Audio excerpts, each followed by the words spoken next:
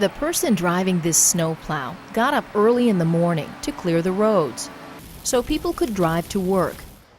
And this farmer is plowing this field so it can be seeded with the arrival of warm weather. The work of all these people is greatly affected by the weather.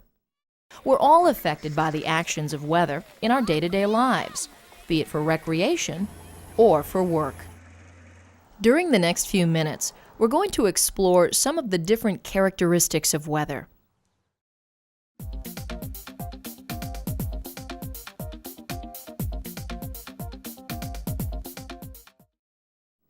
The view from this airplane shows a layer of clouds.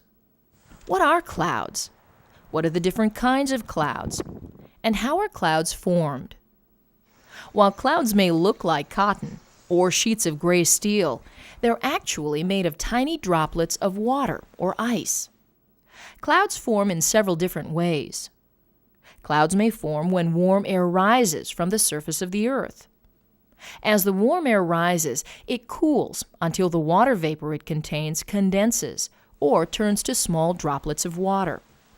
Clouds may also form in mountain areas where warm, moist air cools as it passes over higher areas. The dew point is the temperature at which water vapor condenses and forms a cloud. When the air in a cloud is saturated with water, the relative humidity is 100%. Clouds form when moisture in the air condenses on small particles in the air. These particles are called condensation nuclei. There's a wide variety of sources of condensation nuclei, including dust, smoke, and even small salt particles from ocean spray. When water vapor condenses, water droplets stick to the condensation nuclei, forming water droplets. You decide. What's formed when water droplets gather together?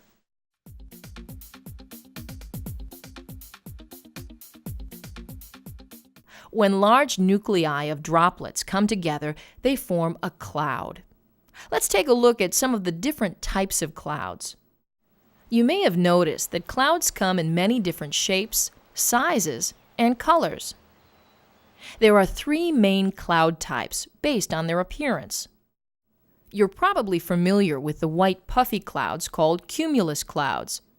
Cumulus clouds usually indicate fair weather, but when they get large and the bottom of the clouds become dark, they may produce thunderstorms. Smooth gray clouds, which form a mat over the entire sky, are called stratus clouds. These clouds generally bring rain or snow in varying amounts. The third main group of clouds are called cirrus clouds, which are often called mare's tails. These clouds form at high altitudes and are commonly made of ice crystals. While there are many different types of clouds based on altitude and shape, most are different versions of the three main types we just discussed.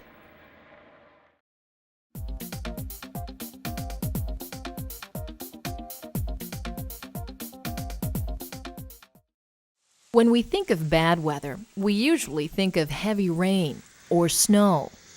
These are the two most common forms of precipitation. Precipitation is any form of moisture that falls from a cloud to the ground. As you recall, water vapor condenses on condensation nuclei, which may come together to form clouds. These tiny particles of moisture may grow larger as more water collects on them, first forming mist drops, and eventually raindrops. When temperatures are below freezing, ice crystals may form, which may develop into snowflakes. If the moisture in a cloud gets heavy enough, it falls to the ground in the form of precipitation. You decide. What are some other forms of precipitation?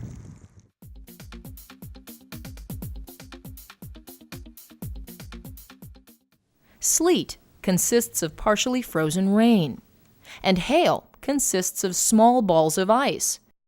Sleet can be hazardous because it makes roads slick, and hailstones can damage crops and property.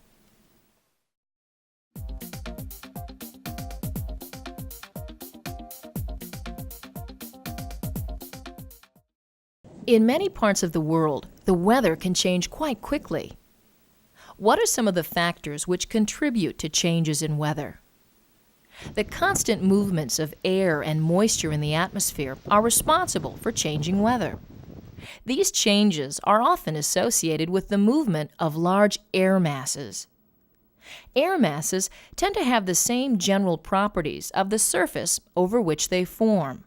For example, when air sits over the dry desert, it becomes warm and dry.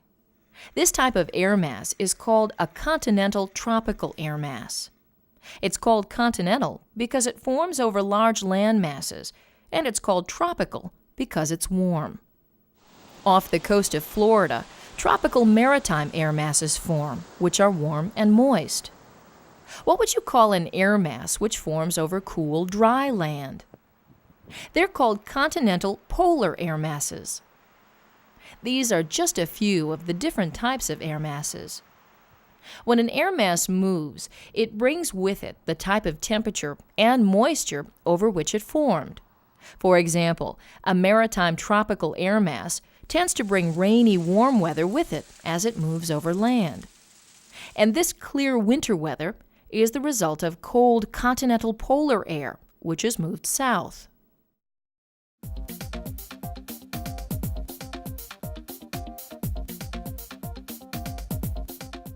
You've probably heard about cold fronts and warm fronts. But what is a front? A front is a boundary between two different types of air masses. Just as oil and vinegar do not easily mix, air masses don't always mix, forming fronts or boundaries between them. There are several different types of fronts, including cold fronts, warm fronts, occluded fronts, and stationary fronts. Perhaps you've been outside when a rush of cold, fast wind arrives. The sky grows cloudy, and it soon begins to rain hard. This is typical of a passing cold front. In a cold front, a cold mass of air pushes under a warm mass of air, forcing the warm air upward. This creates a steep slope of air. Large cumulonimbus clouds may form along that slope and produce violent storms. On a weather map, cold fronts are indicated by a line with triangles pointing in the direction of the warmer air mass. A warm front occurs when warm, less dense air overrides colder, denser air. Warm fronts tend to be slower moving, and they tend to produce cloudy skies with precipitation, followed by clearing and warm temperatures.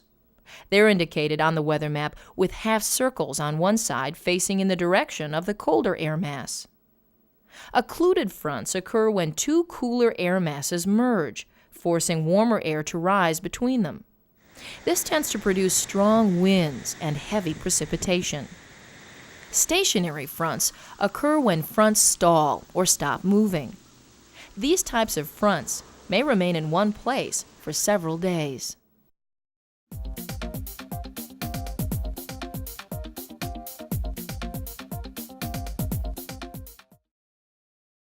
You decide.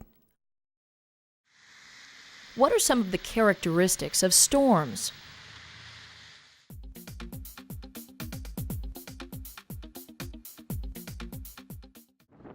If you said wind, precipitation, and maybe even thunder and lightning, you're right. There are many different types of storms, including snowstorms and thunderstorms, as well as violent storms such as hurricanes and tornadoes. Large snowstorms and rainstorms tend to be associated with large moist air masses, often referred to as low-pressure systems. Some low-pressure systems may bring large accumulations of rain, or they may bring snow to a large area, depending on how much moisture the system contains. At this very moment, hundreds of thunderstorms are occurring throughout the world. A thunderstorm is a heavy rainstorm accompanied by thunder and lightning. Strong thunderstorms tend to form along cold fronts, or where warm, moist air allows the development of large cumulonimbus clouds. These are also sometimes called thunderclouds. Conditions which lead to the development of thunderstorms may also create extremely powerful localized storms called tornadoes. A tornado is a whirling, funnel-shaped cloud which contains very low air pressure at its bottom. They tend to form in low-lying cumulonimbus clouds and along fronts. Tornadoes are quite narrow, only about a half a kilometer in width, and they may touch down for only a few minutes as they sweep across the landscape. But tornadoes can cause massive destruction. A hurricane is another type of violent storm. Like tornadoes, they consist of intense areas of low pressure which spin in a counterclockwise direction. Hurricanes may pack winds exceeding 120 kilometers per hour, and they can be huge, reaching a size of more than 600 kilometers in diameter. Hurricanes form over warm ocean waters where moist air rises rapidly and cools, forming clouds. A region of low pressure forms toward the center of a hurricane. These satellite images of a hurricane show a storm as it heads toward land. There, its high winds and heavy rains cause flooding and property damage.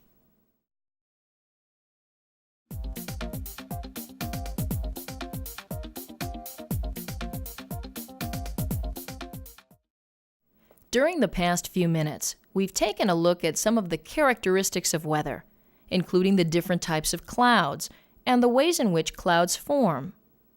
We explored how precipitation forms and some of the different types of precipitation. We took a look at some of the different types of air masses and how fronts form between air masses. We also explored some of the different types of storms, including thunderstorms, tornadoes, and hurricanes. So the next time you experience a storm, think about how weather is continually in action.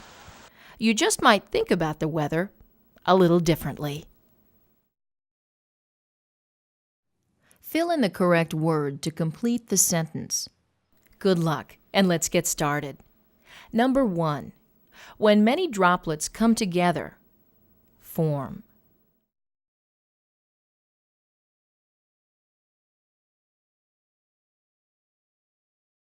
Number 2. Cirrus clouds are made of crystals of.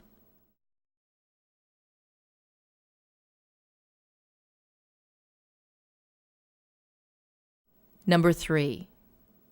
Is moisture that falls from clouds.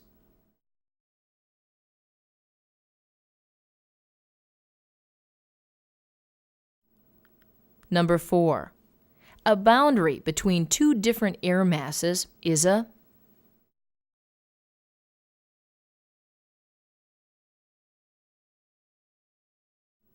Number 5.